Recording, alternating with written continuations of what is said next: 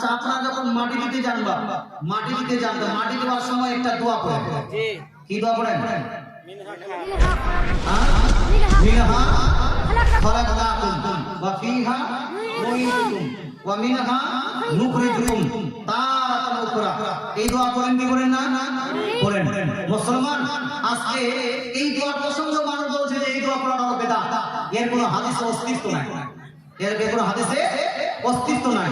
একটা আর ভিডিও শোনাচ্ছি আমি আপনাকে, 1 মিনিটের ভাষা, 1 মিনিট না, এটা আরো ছোট।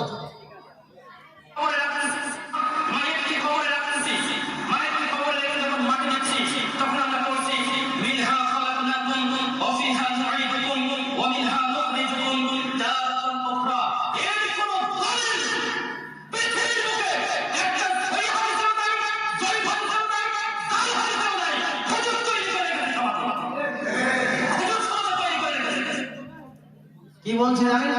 বলছে যে মাইয়াতকে কবরে রাখার পরে মাটি দেওয়ার সময় যে আমরা বলি মিনহা খলাকনাকুম ওয়া ফিহা নুঈদুকুম ওয়া মিনহা নুখরিজুকুম তারাতান উখরা। এর কোন দলিল পৃথিবীর বুকে একটা সহিহ হাদিসও নাই, জয়ীফ হাদিসও নাই, জাল হাদিসও নাই, হুজুর তৈরি করে রেখে দিয়েছে সব। এই যে আপনার কথা বুঝতে পারছেন? বক্তাগুলো দেখে বোঝা যাচ্ছে যে কোন বক্তা এগুলা, আপনার কোন টাইপের কি টাইপের বক্তা, কথা বুঝতে পারছেন? হ্যাঁ, এরা এরকম কথা বলে। বর্তমান আপনি জানেন আমাদের এলাকায় বহু জায়গায় এই দোয়াটা উঠে গেছে। হ্যাঁ জি, এই দোয়াটা উঠে গেছে। আমি আপনাদেরকে শুধু সচেতন করতে চাই, আমার কাউকে গালি দেওয়ার ইচ্ছা নাই, তবে আমি বলতে চাই কেউ যদি কোরআন ও হাদিসের বিপক্ষে যায় তাকে আমরা কোনোদিন সাপোর্ট করতে পারি না। আপনারা যারা শুনছেন ইউটিউবে এইরকম একটা বক্তা আসলো, এই বক্তাদের যখন বক্তৃতা শুনছেন শুনে বলছেন খুব জোরদার করে বললো এর কোনো দলিল সহিহ হাদিসও নাই, জয়ীফ হাদিসও নাই, জাল হাদিসও নাই। এইটাই ঠিক।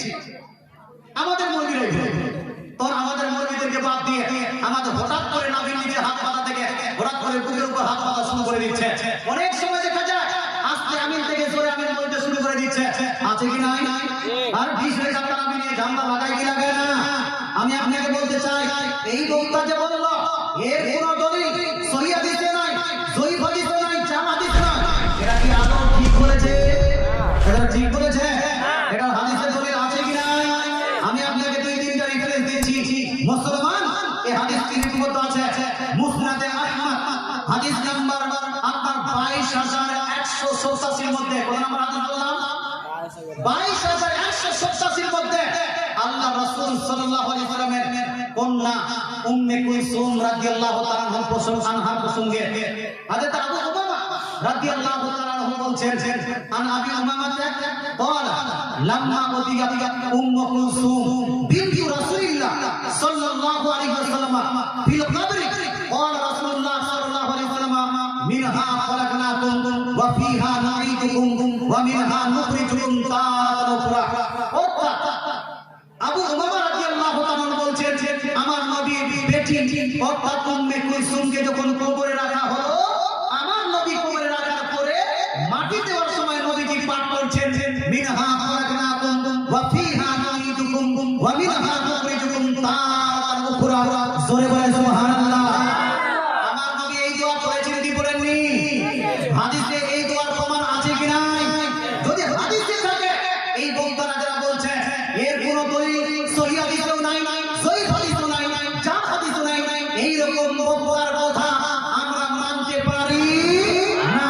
কারণ আমার দয়াল নবী যদি একদিকে থাকেন পৃথিবীর সমস্ত মাস্টার ডাক্তার নায়ক হল্লায় মরবি মুন্সিদের দিকে যায়। আমাদের মুসলমানদের এবং বিশেষ করে সুন্নি মুসলমানদের একটাই স্লোগান হবে দয়াল নবী যেই দিকে আমরা আছি সেই দিকে। সম্মানিত শ্রোতা, আরেকটা হাদিস এই প্রসঙ্গে মুসলমান আপনাকে বলতে চাই আরেকটা হাদিস। আচ্ছা আপনারা মাটি দেন কয়বার ভাই? একবার, দুইবার, তিনবার মাটি দেন। মাটি দিয়ে 3বার দেন। এই দোয়াটা করেন আপনার 3 টুকরা করে। একবার করেন মিনহা খলাকনাকুম, আরেকবার করেন ওয়া ফিহা নুঈদুকুম, আরেকবার করেন ওয়া মিনহা নুখরিজুকুম তারাতান উখরা। এই 3 টুকরা করে 3বার দোয়াটা পড়া। এটা কোথায় লিপিবদ্ধ আছে? 3বার মাটি দেওয়ার কথা এটা কোথায় লিপিবদ্ধ আছে? এটা কি আমাদের হুজুররা বানিয়েছে না সর্বশ্রেষ্ঠ হুজুর সুবহানাল্লাহ। এই ছোটখাটো হুজুর বানায়নি বা মসজিদের ইমাম বানায়নি, মসজিদের আলেম মুসল্লি বানায়নি, বরং এটা নবী এই নিয়মটা আমার নবী দিয়েছেন। একটা হাদিস আর শুনুন প্রসঙ্গে। রাগ করছেন ভাই? রাগ করার কোনো দরকার নাই, মরলে এইগুলোই কাজে আসে, এইগুলোই কাজে আসে। আজকে বহু মানুষ, বহু বক্তা এমন বার হয়েছে যারা উল্টা পাল্টা মন্তব্য করছে। এই দেখুন আপনার মেয়েদেরকে, আমাদের মেয়েরা কিন্তু বাড়িতে নামাজ পড়ে, ঈদগাহে যায় না, মসজিদে যায় না। মসজিদে তৈরি করলেন মেয়েদের জন্য তৈরি করেছেন না? হ্যাঁ বলুন, কার জন্য? পুরুষ না মেয়ে? হুজুর মহিলাদেরকে নিয়ে গেলে ক্ষতি কি? কি ক্ষতি আছে? মৌলবীদের কি ক্ষতি হবে? মহিলাদেরকে নিয়ে যাবো, পিছনে মহিলাদেরকে রাখবো, সামনে আমরা থাকবো। সম্মানিত শ্রোতা, মহিলাদেরকে মসজিদে যারা নিয়ে যায়, এরা মহিলাদের কতটা ক্ষতি করে।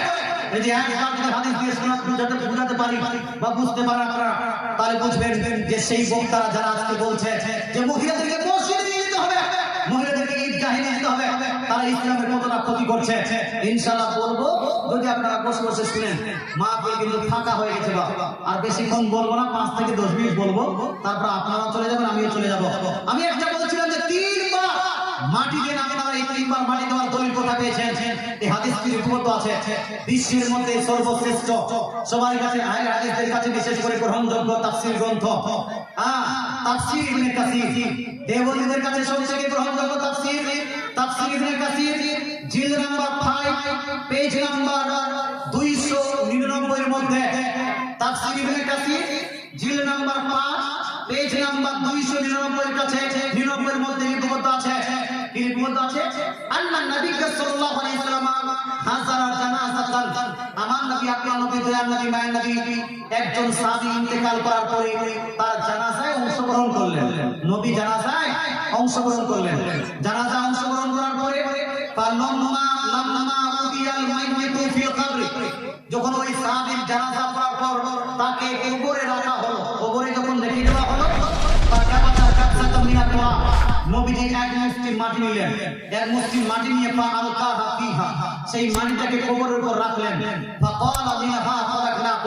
এবং নবীজি বললেন মিনহা খলাকনাকুম সুম্মা আখাযা উখরা ফাকালা ওয়া ফীহা নুঈদুকুম। অতঃপর নবীজি আরেক মুষ্টি মাটি নিয়ে ওই কবরের উপর রেখে দোয়া পাঠ করলেন, ওয়া ফীহা নুঈদুকুম সুম্মা আখাযা উখরা ফাকালা ওয়া মিনহা নুখরিজুকুম তারাতান উখরা। অতঃপর নবীজি আরেক মুষ্টি মাটি নিয়ে কবরের উপর রেখে নবীজি বলছেন, ওয়া মিনহা নুখরিজুকুম তারাতান উখরা। মুসলমান, এই হাদিস থেকে সুস্পষ্ট ভাষায় প্রমাণিত হয় নবীজি আমার কয়বার মাটি দিয়েছেন ভাই? 3 বার। তো আমরা কয়বার দিব? 3 বার। নবীজি এই দোয়াটা কয়টা টুকরা করেছে? 3টা। তো আমরা কয়টা টুকরা করব? 3টা। এবার আমার প্রশ্ন হলো, যেই বলনি বলছে এই দোয়া 3 বার করা বা মিনহা খলাকনাকুম করা, কোন সহি হাদিস নাই, সহিহ হাদিস নাই, চার হাদিস নাই, সেই মৌলবীর কথা ঠিক না ভুল? ভুল হবে। ঠিক কোনটা হবে? ঠিক যেটা হাদিস দ্বারা প্রমাণিত, ঠিক যেটা আহলে সুন্নাত ওয়াল জামাত বলছে। এই জন্য ভাই আহলে সুন্নাত ছেড়ে অন্য কোনো পন্থায় যাওয়ার দরকার নাই। যদি জান্নাত পেতে চান, যদি নবীর আনুগত্য করতে চান, নবীর অনুসরণ করতে চান, নবীর অনুসরণ আনুগত্য এবং নবীর ইত্তেবা করার একটাই মাধ্যম, সেই মাধ্যমটা হলো আহলে সুন্নাত ওয়াল জামাত মাধ্যম। বলে সুবহানাল্লাহ।